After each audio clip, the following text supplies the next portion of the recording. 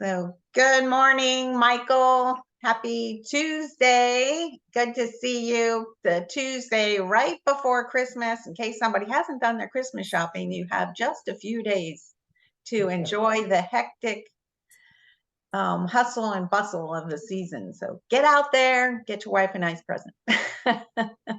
Us Oh, wives like right. nice presents from our hubbies. Yes, yes. Well, I tell you, Laura, I am really proud of myself. My goal every year is to get everything purchased before Thanksgiving. Not Wow. not wrapped necessarily, because sometimes, whatever. But I am proud to say I got it just like by December 1 this year. I got everything done and wrapped by about December 5th. So very happy about that. Um, I am just really happy it just worked out that way. So yeah, how about you? Well, that is a big round of applause because that is a huge accomplishment. And I'm going to put that on my goal list for this year to see if I can match that as well, because that's fantastic. That's a challenge to everybody out there. You got some No, big shoes to fill if you can get your Christmas shopping done before yeah. December.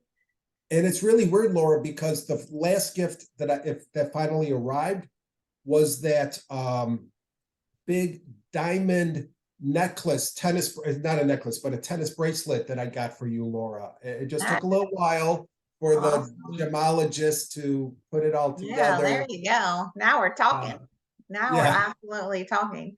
Last year I bought a Christmas gift early and it was wrapped and everything, and then I forgot about it. So I literally gave it to my husband Yeah, like yeah. in July. Because I came across it and I was like, oh my God, I forgot. So, Oh, anyways, that's he funny. got some Christmas in July because I that was just funny. So I think we got a good topic here. This is maybe it's going to be a several parter here because we're going to talk about some of the clues that a buyer, if these are clues that are happening for you, then it might be a sign that you're ready to become a homeowner. So I think I have, 7 elements here to talk about whether you're ready to be a homeowner. And I do not believe that you have to be clicking yes to all 7, but I would say the more you're putting that green check mark next to, then the more ready you are to be a homeowner, especially if you're like checking off all 7. You need to call immediately and we can get you out there, house shopping and getting that dream home that you're looking for. So I think it's an exciting topic. I agree, Laura. I'm looking forward to it. And to all of our viewers, my name is Michael Kirkianik with McIntosh Realtors. Please like, subscribe, and save this video. Make a comment below and engage with us. And Laura will be happy to send you in a document these signs that we'll be talking about today. So, Laura, go ahead. Why don't you introduce yourself and tell us maybe a sign, one sign that Okay, somebody might be ready to purchase a home. absolutely. Laura Fournier. I am known as the intentional confidant to my clients and the agents that work with me because I'm very intentional and purposeful in finding out your why and what your goals and needs are when you are coming to me to talk about mortgage financing. And I'm with Nations Lending, and we are nationwide in all 50 states, but I concentrate in Maryland, DC, and Virginia. And we are talking about 7 signs that you might be ready to become a homeowner. And these are not in any particular order, so you don't have to worry about that. But the first thing is rental costs. So if you're not a homeowner and maybe not living with a family member, you are renting somewhere. And we know statistically that rents have been going up drastically and at the highest pace since 2020, and the highest pace ever, but since 2020 they've been really going up rapidly. So people are getting annual adjustments, increases in their rent, and rent is very, very expensive. Are you Yes, from a realtor perspective, Laura, you couldn't have been more on the mark than what you just said. What we're seeing in the real estate side of things, Laura, is inventory is low. So house prices, while there have been maybe fewer homes that have sold this year, the median price actually increased because the inventory is so low. And if people don't have many houses to choose from, then they rent. Well, if you rent, landlords all over the country know, Laura, that it's definitely a landlord's market, and they just kept raising and raising and raising the rental prices. And I know you know better than anyone else that the key first step is for renters to look at their lease agreement, find out when the lease ends, and also make sure that they know when they have to tell the landlord when they can leave without being penalized and stuff. So you're absolutely spot on. Rental costs are increasing, and now even with inventory low and maybe increasing a little bit, now would be a good time to buy. Yeah, because when you buy, you're actually stabilizing your house payment because you know what it's going to be, because you're most likely going to be in a fixed rate mortgage. So your principal and interest is going to stay the same. Might have some slight adjustments with home insurance and property taxes, but for the most part, you're going to know your payment every month. And you're not going to have all those extra expenses when you have to move around from one rental property to another. You don't have management and control over if the owner of that property sells and then people have to move out, or he's just not taking care of the property and you move out for that reason, or you don't like your neighbors and you move out for that reason. You don't have control over anything to do with your housing other than you make your rent payment and you can live there. So Right. if your rental costs are increasing and you're paying a pretty big number, it could be time to consider buying a home and stabilizing that housing payment. So, So what would be another sign that someone is ready to purchase a home, Laura? well, the most important ingredient to your mortgage and your mortgage options is credit. So Yes. if your credit is good, and I didn't say excellent, outstanding, perfect, I just said good. If you are in the 640 or plus range, that's good. Then you could be ready to be a homeowner. So having good credit doesn't mean that you didn't have a problem or, hiccup back in 2020, or, when COVID hit, or even before that. But you've stabilized, you've got your credit cards are not maxed out. You're not using your credit cards for monthly living expenses. You just use them sparingly. You keep your balances at no more than 50%, but 30% of the limit will help maximize your credit score. So if you're really able to maintain use of credit in a smart way and not be over indebted, and your credit score is good, that's a great sign that you could be ready to be a homeowner. Right, you're absolutely right, Laura. And what I have learned in my years doing this is even a homeowner who is managing their debt and has good credit, doesn't have to be spotless, just like you said. It's always good to have you, Laura, as their intentional consultant and confidant to make sure that you check their credit report, because since owning the home, sometimes there's a hit on someone's credit that maybe the homeowner isn't even aware of. Mhm. So with you intentionally working with a homeowner and they think, oh yeah, it's great, here's my whatever. When you look and do a deep dive, always good for you to make sure that their credit report is good. And that's true for a renter too, because we're talking about Mhm. ready to buy a home. You never know that somebody in Kansas City's took out a $1,500 loan in your name kind of thing. So, Yeah. so your help will be just amazing for that.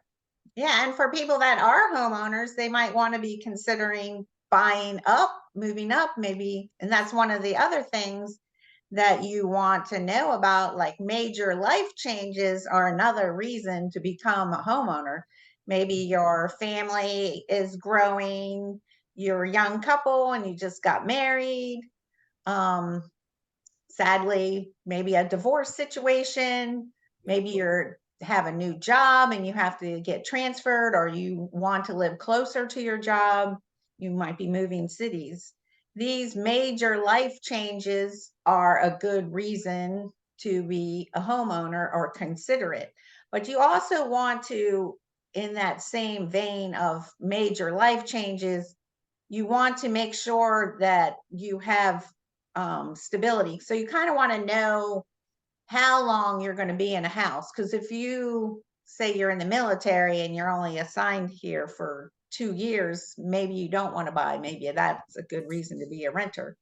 But if you're moving here and you're taking a job and you know you're going to be in the area, so you do want to consider that, how long you might be in that home, whether you're juggling renting or buying. But if you have one of those major life changes, that can be a great reason to be buying a home or Yeah, I think buying I, a bigger home, something like that. right, right.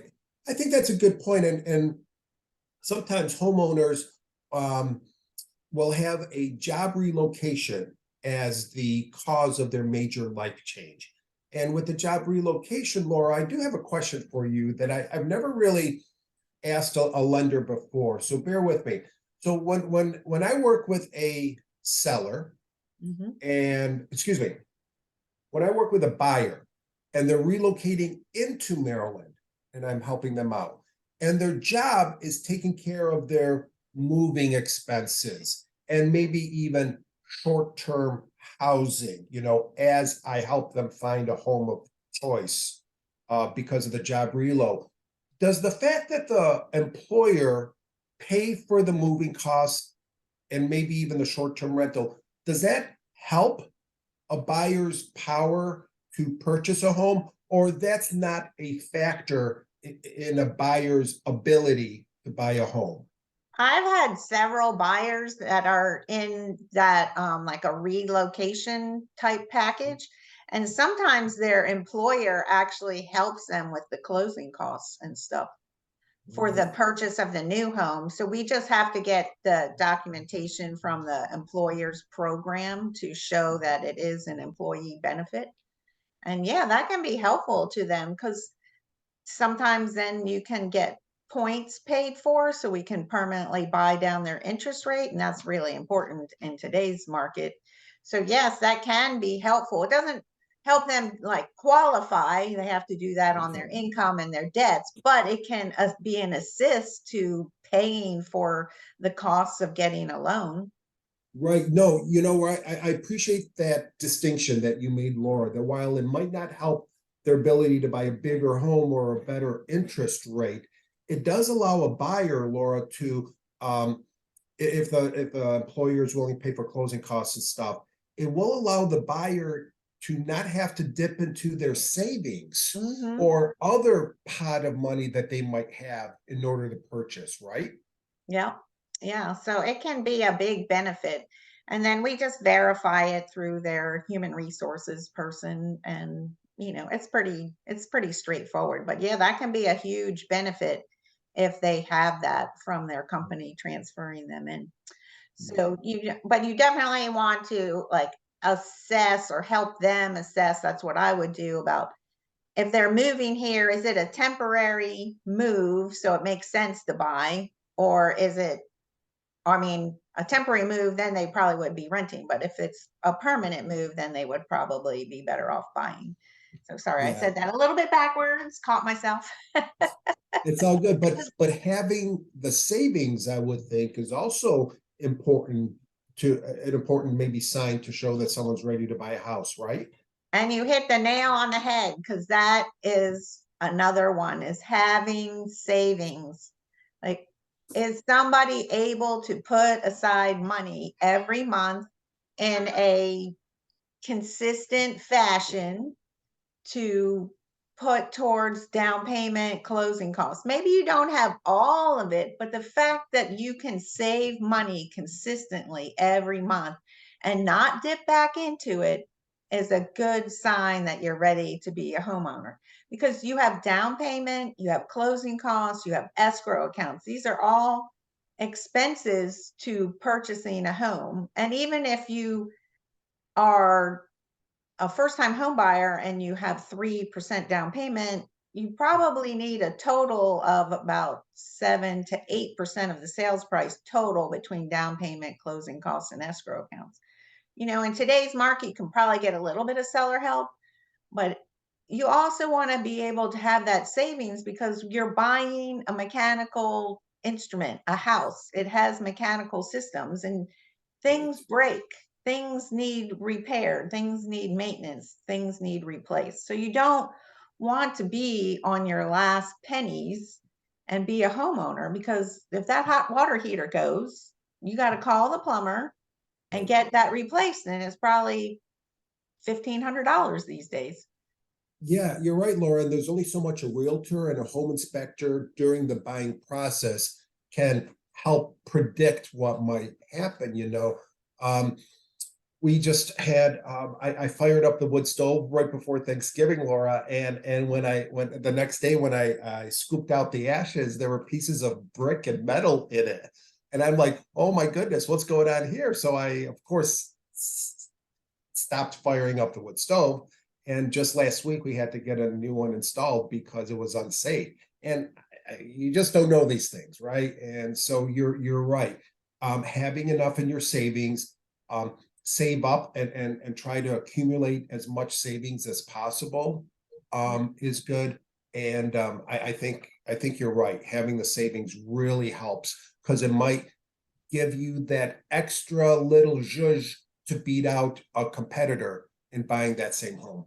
Yeah, absolutely. And you're going to have moving expenses. When you do get the house and you go to settlement, you have to move in, and you always need something, whether it's blinds or some carpet or, whatever, a lawnmower. If you were a renter before and now you have to mow your own grass, those things, and that costs money. You really don't want to be on your last pennies and be a homeowner. So a good practice run for buying a house is, say your new house payment is going to be 2,500 Mhm. and you're paying, say, 1,700 for rent.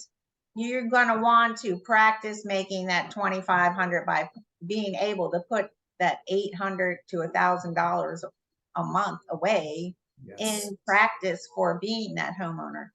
If you're not able to save any of your earnings per month, then there's some work to be done and some new disciplines to put in place before you're Absolutely. really quite ready to be a homeowner. And Yeah. one, yeah. All I was gonna say was, yeah, there goes the tennis bracelet, the diamond tennis bracelet I got you. Well, we have to put aside some of our immediate gratifications Yeah. to, get to that bigger goal. And owning a home is one of the biggest goals we probably ever set for ourselves. Yeah. And I think I think you're right, Laura. I think that that discipline leads into a person's really a homeowner's lifestyle or even a renter's lifestyle, right? Because um if you lack discipline, if you go out every night to eat, or if you go out every day for lunch, or go to Starbucks every day, or you pay for all the streaming services or whatever, that can um, impact one's buying power in a home, right? oh yeah, absolutely. Because we look at the bank statements and the underwriter literally goes and looks at every transaction. So if you're using Cash App and Zelle and Afterpay, they're gonna ask you whether these are debts that you have. So you really do want to also think about your lifestyle when you're looking for a home, because you got to think about, Do you want all that outside maintenance? Do you want a yard, or would a condo fit your lifestyle better so you don't have exterior maintenance? So this is another consideration when you're thinking about becoming a homeowner. Do you have pets? Do you have kids? So thinking about your lifestyle, but also, like you were talking about, thinking about your expenses and what are those line items that you can put a red mark through and say you're going to forego this stuff so that you can put those disciplines in place so that you can become a homeowner. Because no matter how good you are with your money, there's something that we all spend money on that we can live without for some stretch of time, if not forever, and bank that money into our savings. So lots of things. My toughest budget area when I had kids was the grocery store. So Yes. I always went to the cash envelope system. I put a budgeted amount, and when that cash was out, gone, there was no more whatever pizza night or whatever it was going to be. That drove my kids crazy. They'd be like, "We Yeah. want pizza tonight." Nope, envelopes getting thin here. Not going to have pizza night. So Yeah, and I'll tell you, Laura, I'm expanding my Pez collection here, and anybody who's viewing and would like to send me some Pez dispensers to help with my collection, I will accept them graciously. But yeah, sometimes with our hobbies and things, we maybe tend to overspend because we want that instant gratification. And it does impact one's household budget and in turn their credit report or their buying power in purchasing. That's mhm. great, Lauren. Great advice. Yeah, so those are our areas. So next time, when it's my turn for topic, I'm going to go into a couple of the things and how to do this, but these were the areas. So rental costs increasing, your credit's good, you have savings, you have a major life change, you have job securities, you're stable, and or you're getting to know like your lifestyle desires. These are all signs you're ready to become a homeowner. So if you want some more information on this, just text the word credit to me and I'll send out some PDFs that I have about this topic and about credit as well. That's So great, Laura. I think it was a great topic. I hope the viewers have learned something and hopefully a lot from this video. If you do, please like, subscribe, and save and share with your friends and family members. And we wish everyone a happy and safe holiday season. absolutely. It's a great time of year. I love this time of year. Everybody enjoy your family, love them up, give them extra hugs and kisses, and have a blessed holiday season. Thanks, Thank you, Laura. Michael. We'll see you next week. Okay, bye-bye. Bye bye.